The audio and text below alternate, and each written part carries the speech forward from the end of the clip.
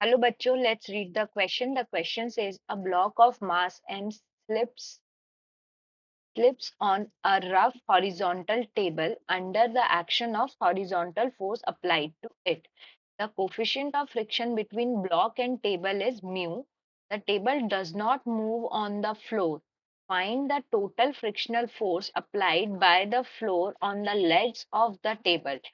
And do you need the friction coefficient between the table and floor or the mass of the table? तो इस question में हमें बोला गया है कि हमारे पास एक ब्लॉक है जिसका मास कितना दिया हुआ है, स्मॉल m। वो एक टेबल के ऊपर रखा हुआ है जिसका सरफेस क्या है, रफ है, इसलिए वो जो फ्रिक्शन कोफिशिएंट अप्लाई हो रहा है इसमें ये कितना हो रहा है, म्यू हो रहा है। अब हमें एक क्वेश्चन में बोला गया है कि अगर एक फोर्स अप्लाई होता है इस ब्लॉक के ऊपर, तो जो फ्रिक्शन कोफिशिएंट अप्लाई होगा उसके कारण अगर जो हमारा टेबल है उस पे टोटल फ्रिक्शन फोर्स कितना अप्लाई होगा by the floor on the legs of the table. तो सबसे पहले हम समझते हैं कि अब क्वेश्चन में हमें बोला है कि अगर सपोज हमने यहाँ पर एक हॉरिजॉन्टल फोर्स ब्लॉक को मूव करने के लिए अप्लाई किया, तो इसको रेजिस्ट करने के लिए ब्लॉक क्या करेगा, एक फ्रिक्शनल फोर्स ऑपोजिट डायरेक्शन में अप्लाई करेगा, ये हो गया एफ ऑफ एस। दूसरी चीज ये कि इस ब्लॉक पर एक रिएक्शन फोर्स भी लगेगा, उसकी वैल्यू है कैपिटल आर, जो कि ऑपोजिट डायरेक्शन में होगा एम जी के। तो इससे हम ये लिख सकते हैं, so the key concept in this question is the reaction force F will be equals to mg and maximum force on block F will be, F max से हम इसको डिनोट करते हैं, this will be equals to mu r। अब अगर इसको हम block को सेपरेट कर देते हैं यहाँ टेबल से, सपोज ये हमने ब्लॉक हमारा इधर हो गया और हमारा टेबल क्या हो गया, खाली है।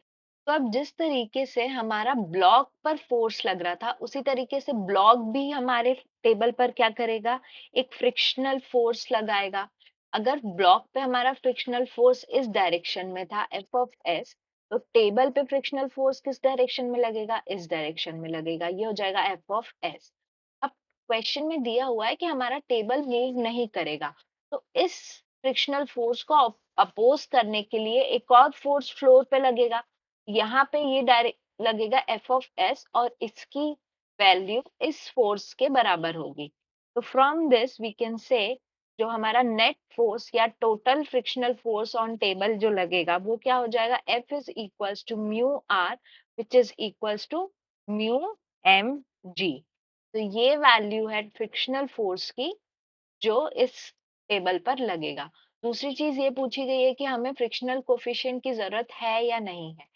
तो देखिए, अगर यहाँ पर फ्रिक्शन कोफिशिएंट नहीं होता तो हमारा टेबल क्या हो जाता, ये फ्रिक्शन लेस हो जाता, और फ्रिक्शन लेस होने के बाद हमारा टेबल जैसे ही यहाँ पे फोर्स लगता तो हमारा जो टेबल है वो मूव करता। इसलिए इस क्वेश्चन में जरूरी है कि हमारे पास फ्रिक्शन कोफिशिएंट होना चाहिए।